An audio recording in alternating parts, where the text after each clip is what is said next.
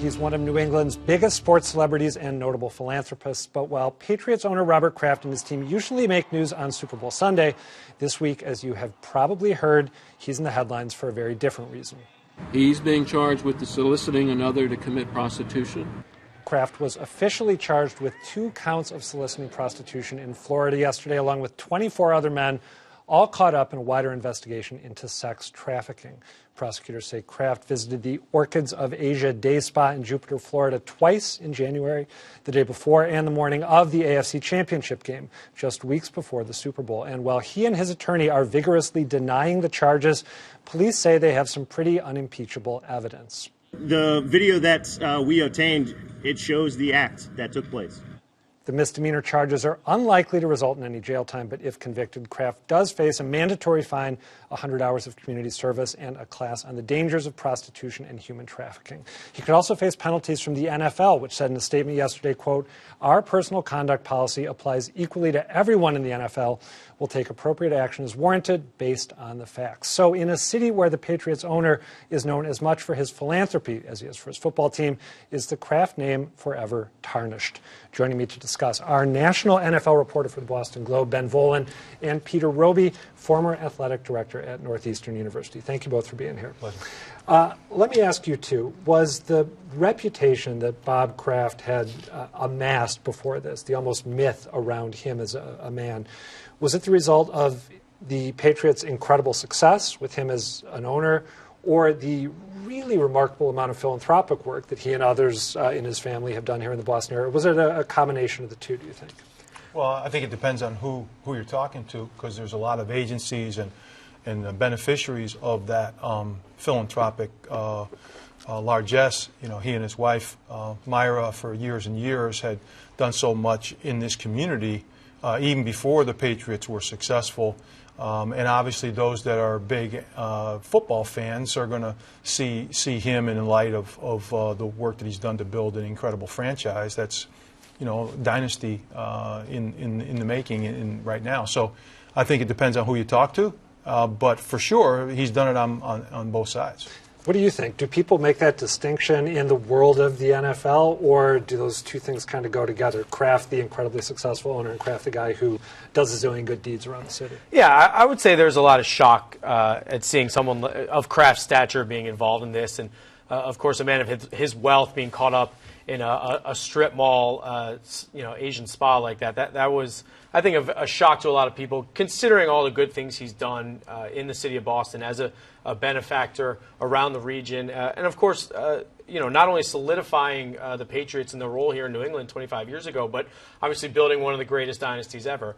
I don't want to sound like I'm minimizing the seriousness of the allegations, or certainly the underlying issues here, which is about human trafficking and hopefully authorities beginning to break up a large, widespread trafficking ring in South Florida. But I don't think ultimately, this will be a few sentences in Kraft's Wikipedia page and his obituary. I don't think this will be the overarching defining moment of his life. It's embarrassing, but ultimately it's a misdemeanor. He'll get legally. He's not in too much hot water here. I think with time this will pass for him. Peter, you agree with that assessment? No, I don't. And the reason I don't is because he's been so involved with issues like men's violence against women and trying to support victims of domestic violence and other types of organizations, and trying to do things at the Boys and Girls Clubs where his son is the president and CEO, to try to send the right message, and all the stuff about the Patriot way and why they've been successful. The culture that they've tried to create is going to take a significant hit, and it's going to be something that people will doubt the veracity of going forward. And I don't think it's insignificant, even if the repercussions in terms of the legal part of it are fairly insignificant. I think it has wide-reaching implications. Just to push back on that a little bit, if the mythology, and by mythology I don't mean to say unfounded belief, but the aura that surrounded Bob Kraft and the Patriots, if it was able to, I would say, continue largely untarnished after everything that happened with Aaron Hernandez, for example, it's not inconceivable to me that diehard fans here in New England, but also just sort of sports fans across the country, will be willing to look the other way at this, however objectionable or troubling what he did and everything that lies behind it might be, that people might say, oh, he's a lonely old man, and we've come to think about prostitution differently today than we did 10 years ago, for example. Is that a possibility? I think those issues are, you see that a lot with fans. It's short for fanatics. And so the loyalty to a particular team gives them amnesia sometimes about how they might have felt about somebody else who did something inappropriate. But when it comes to their own teams, they have a different take on it. So no better example of that than Deflategate and Tom Brady. Right. And he's vilified everywhere else, but he's held up on the pedestal here because people love him and he's been very successful. And they don't want to necessarily get into the details about whether you did or didn't tell somebody to deflate the ball. So I think the Aaron Hernandez thing is totally different because it's not Bob Kraft who did it. It's somebody else that he felt he was betrayed. Bob Kraft has said he was betrayed, right. And he was fooled by it. And I think people give you a pass in terms of that kind of stuff. Ben, I should get you back in here. Yeah, well, I think to your point, I mean, the brand and the image pretty much survived Aaron Hernandez and 2 cheating scandals, and they're more beloved than ever. And at the end of the day, football fans, they look at the championships first and the success on the field. I think this is a very embarrassing situation for Robert Kraft, but I think within time, he'll be able to move past this. I've really heard both ends of the spectrum from fans. There are some who are certainly disgusted that Robert Kraft would get caught up in this, and he's worth so much money, and how could you, just be involved with something that seems so seedy, I guess. Tawdrians, yeah. Absolutely. Yeah. And then there are people who say he's a 77-year-old billionaire, he's having fun, he's not married. Prostitution is even legal in some parts of the United States. He's not connected in any way to the human trafficking angle.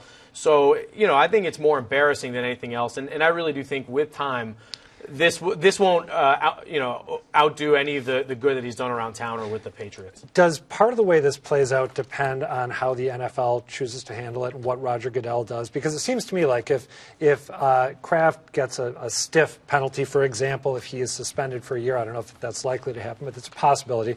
If he's suspended for a year, then I can imagine people believing that justice has been served in the world that is most important to him, and moving on in a different way than they might if he's suspended for a couple games or something like that. So that's a bigger question. What is the NFL going to do now? Let me start with that. Sure. I think the NFL, I think Robert Kraft is in more trouble with the NFL than he is legally. Legally, he'll probably get a fine and some community service, and that can probably be the end of it for him. With the NFL, I really do think Roger Goodell has to take this very seriously. Even though Robert Kraft is one of his bosses, he's an important ally for Roger Goodell. And Robert Kraft sits on many important committees. They have the owners' meetings that happen every March. He helps determine Goodell's paycheck. Absolutely. Right? He's on the compensation committee that Goodell already signed that contract, so Roger doesn't have to worry about that. But, Robert Kraft is a very influential figure with TV rights deals and collective bargaining negotiations. And, we'll see. Is he stripped of some of that authority and some of that power? And some of that, tell me if I'm wrong, but doesn't some of that hinge on all the problems the NFL has had when it comes to women and violence against or abuse of women in recent years? That's why Roger Goodell has to come down with a significant penalty for Robert Kraft because of their handling of domestic violence and cheerleader lawsuits against the league. And Jerry Richardson, the Panthers owner, had to sell the team for sexual harassment issues. So I think you're looking at a minimum a 6-game suspension for Robert Kraft. That's what Colts owner Jim Irsay got when he pled guilty to a DWI charge back in 2014. And maybe even more, maybe even 8 games or up to a season, because this is a serious issue for the NFL, and they need to make sure that they look like they're treating it seriously. Do you buy what Ben is saying, or do you think the league might go softer on No, I agree with Ben on that. I don't think they have any choice but to do that, given all the other things that they haven't done well with respect to Ray Rice and other issues that they've handled. So I don't think they have any choice in terms of their sponsors and their fans and that sort of thing. But one thing I just want to say about legacy and all that sort of stuff is we're talking about fans. We're looking at it from the perspective of the fans. But one of the things that's important for everybody to understand is about the personal impact. He's got grandchildren. How are you supposed to explain that to your grandchildren? and what kind of an impact does it have on them? And so I'm not always so interested in the financial implications of what people do, but how are you managing those conversations with family and how they feel about carrying that name going forward? I know it's not necessarily the worst transgression in the world, but you still have to explain it. I'm really glad you broached that, because it seems, and we got to wrap up here in a second, but it seems like one of the options for Kraft going forward is to throw himself into this particular issue, right? I mean, he's already donated to your Partners Healthcare, Dana-Farber Cancer Institute, Brandeis Holy Cross, local nonprofits, including, as you mentioned, one that deals with sexually exploited children. But what if he decides to make this sort of his cause celeb in the latter portion of his life? If he talks about his own personal experience, if I was advising him, that's what I would tell him to do. That's what I would tell him. Regardless of what they negotiate with the legal part of it, is you need to make sure you come back and you're contrite. You have to admit that you made a big mistake. You're sorry that you've put that transgression out there. And it's impacted the way people feel about the franchise, about his family. And maybe educate others on this. Exactly. All right. Unfortunately, we've got to leave it there. Peter, Roby, Ben Volin, thank you both. Appreciate it. Thank you.